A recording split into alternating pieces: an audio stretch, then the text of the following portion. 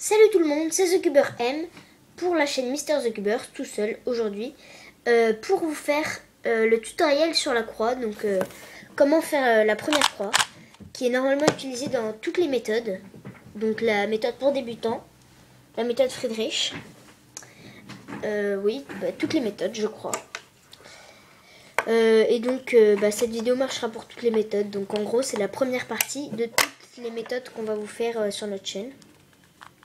Donc je commence direct maintenant. Donc déjà je mélange. Je le fais sur mon Witeden noir parce que c'est plus visible. Là d'ailleurs je vais allumer la lumière. Voilà.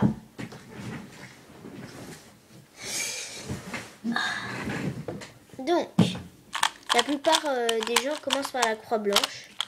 Moi je commence par n'importe quelle croix, mais on va dire qu'on va commencer par la croix blanche pour aujourd'hui. Que si vous êtes débutant et que vous, justement vous apprenez à faire la croix, je vous conseille de commencer par la croix blanche, c'est plus facile. Donc, comment faire la croix? Une petite astuce. Donc, pour les débutants, en gros, déjà vous regardez. Donc là, vous avez votre centre blanc. Il n'y a aucune arête blanche de placer dessus.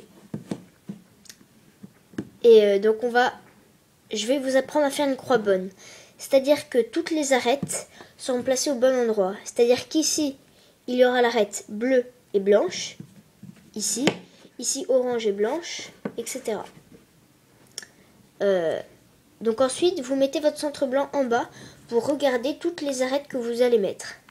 Et vous allez surtout regarder la face du haut pour voir où il y a des arêtes. Donc là, par exemple, j'en ai une qui est placée ici, comme ça. Et elle est bien puisqu'elle est sous.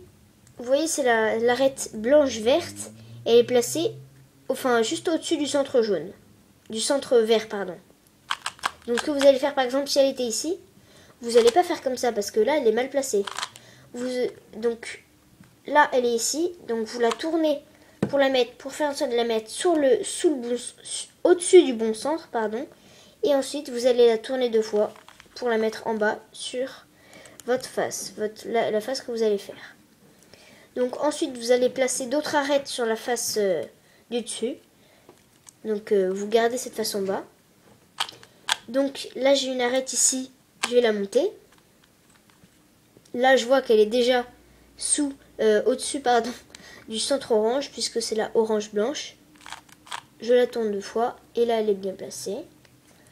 Et je fais ça pour toutes les autres. Donc là par exemple quand elle est ici, pour la mettre sur la face ici, vous allez faire comme ça.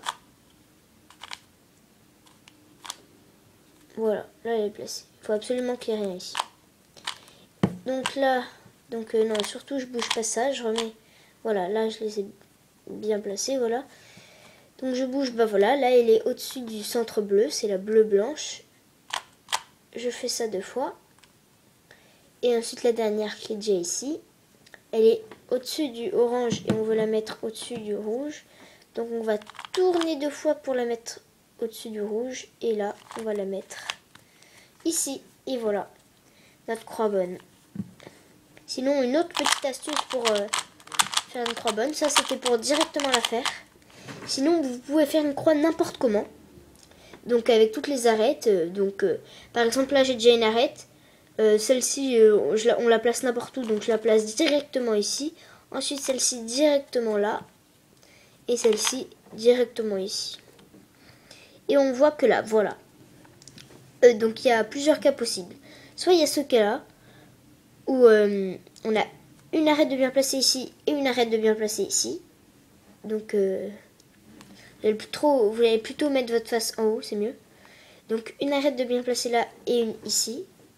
Mais ces deux-là sont inversés. Donc moi ce que je fais c'est...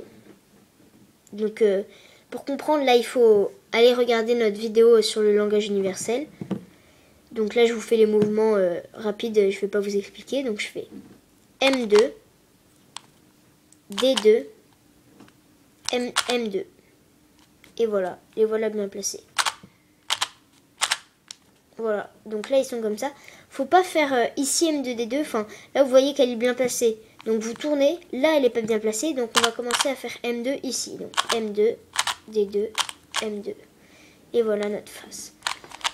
Ensuite le prochain cas, c'est quand, donc par exemple vous êtes comme ça, vous savez pas lesquelles sont bien placées, vous tournez pour essayer d'en avoir deux de bonnes. Il faut toujours en avoir deux de bonnes. Donc ici c'est ces deux-ci, et ces deux-ci là sont à inverser. Donc vous êtes comme ça.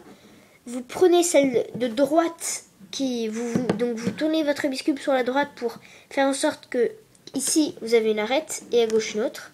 Pas comme ça. Vous mettez comme ça et vous faites comme ça. R, U, R inversé, U, R, U2 et R inversé. Et voilà. Et U, pardon. Voilà. Donc je vous le refais. Faut pas oublier le E à la fin parce que si vous arrivez comme ça, vous allez dire oula, désolé. Je tiens ma caméra avec des Rubik's Cube pour filmer des Rubik's Cube. C'est plutôt pratique. Je n'utilise que des Rubik's Cube dans mes vidéos. Donc, j'en étais là, voilà. Vous arrivez comme ça. Donc, vous tournez pour faire en sorte d'en avoir deux. Là, il y a 0, 0. Et voilà, là, il y en a deux de bien placés. Donc, vous prenez celle de droite ici et vous faites R, U, R inversé, U, R, U2, R inversé et U à la fin. Voilà. Voilà. Il n'y a pas forcément d'autres méthodes pour faire la croix. Après, si vous avez des méthodes bizarres, faites des vidéos pour me les montrer. À la prochaine.